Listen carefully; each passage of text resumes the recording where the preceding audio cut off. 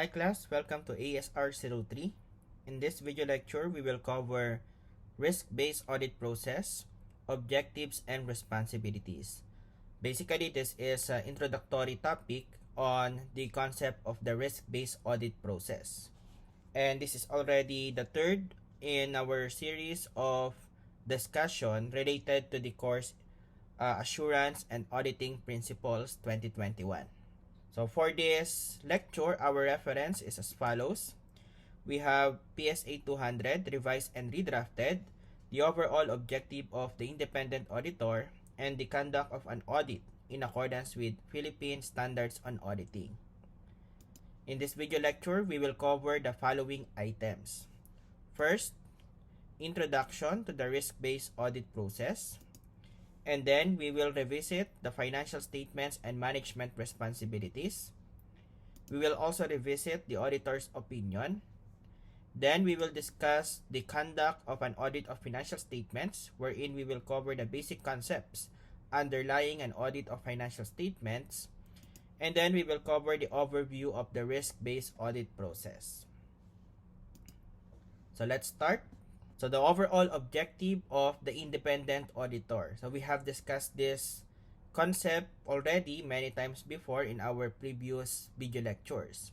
So remember that the objective of an audit of financial statements is to enable an auditor to express an opinion whether the financial statements are prepared in all material respects in accordance with an applicable financial reporting framework.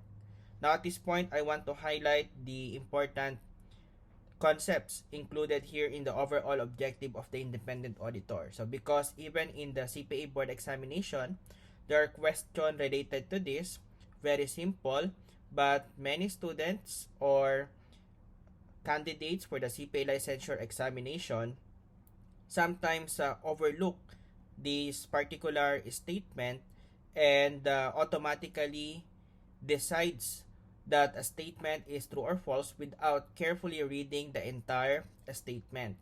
So there are times that only the word material will be omitted and the student will still take it as a correct statement.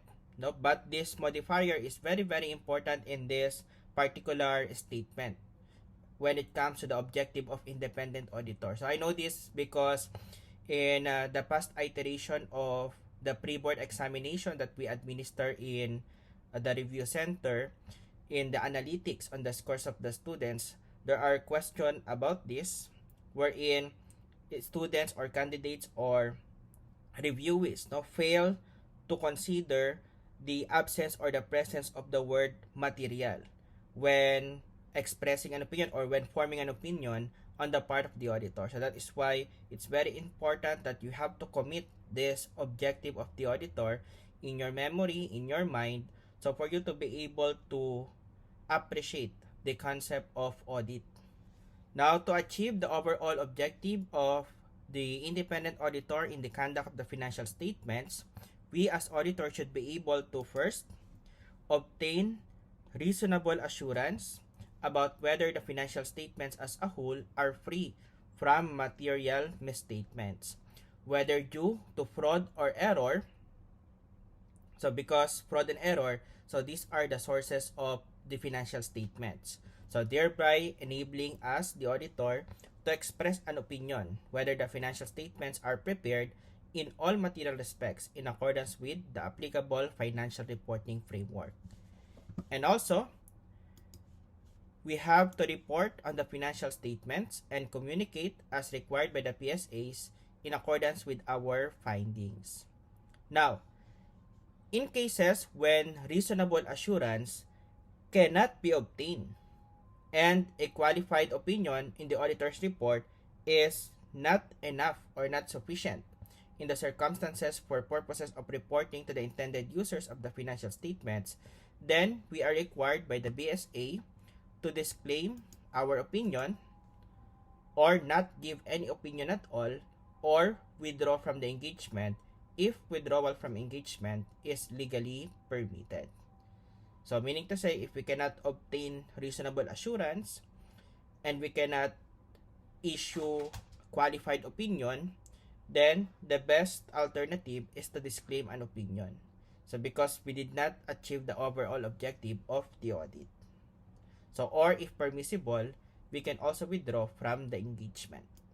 Next, let us discuss the theoretical framework of financial statements audit. So when we say theoretical framework of financial statement audit, it means that these are the foundation. So that provides a rationale behind the concepts and standards in auditing. So first we have what we call verifiable data. So meaning to say in audit, we assume that our client's records are verifiable, or there are verifiable records from which we can obtain audit evidence. So because without audit evidence, we cannot form any opinion at all. We would have no basis in making our opinion in the absence of any evidence. So next, this one is a very important concept, the concept of independence. So we will have a separate discussion on this particular part in our succeeding slide. So next, we also assume that there are no long-term conflicts of interest between the management and the auditor. So now take note that in audit, there might be short-term conflicts of interest. So there might be disagreements between the management and the auditor, but those disagreements must be resolved before the auditor's opinion is issued. Next, we also assume or we also accept that effective internal control can reduce the extent of our audit procedures. So nowadays, businesses have evolved to become more complex entities and therefore capable of processing a lot of information or transactions during the year. So it is not really feasible for auditor to look on all the information or all documents of companies of today in the process of expressing an opinion on their financial statement. So that is why even if we are not able to check or validate all the documents of our client, having this concept in place so that effective internal control could reduce the amount of tests, we can still form an opinion on the fairness of their financial statements despite us not being able to examine all their documents. So another, consistent compliance with GAAP is equal to fair presentation. So meaning to say, we can say that the financial statements of our clients are fairly presented if they are presented or if they are prepared in accordance with compliance with the generally accepted accounting principles such as the Philippine Financial Reporting Standards or the PFRS. One of the criteria that we can use in evaluating the financial statements of our client. Another is the validity of prior information. So as we will learn later on, so we will realize that, for example, audit evidence is cumulative in nature. So the result of our prior audit work, that is the result of our experience in the past, so can contribute in us making decision about our current or even future audits. And finally, an audit benefits the public. So here, when we issue our opinion, so we are not only serving the needs of specific users of financial statements like investors or creditors, but in a way, we help the society as a whole to maintain a stable, let's say, financial or economic system. So because we're making it possible for different stakeholders to decide on reliable information. So in the next section, we will discuss the financial statements and the responsibilities of the management on these financial statements. So what comprise a complete set of financial statements? A complete set of financial statements is comprised of number 1, the statement of financial position, or also known as the balance sheet, the statement of profit or loss and other comprehensive income, or also known as income statement and other comprehensive income. We also have the statement of changes in equity, statement of cash flows or cash flow statement, and notes comprising of summary of significant accounting policies and other explanatory notes, or also known as notes to financial statements. And we know who is responsible for this complete set of financial statements. So we have the management and those charged with governance. So the management, these are the people who are in charge into the day-to-day activities of the entity, while those charged with governance are the people who are in charge in providing oversight. So to the management of the entity, they set the strategic decision or direction of a company.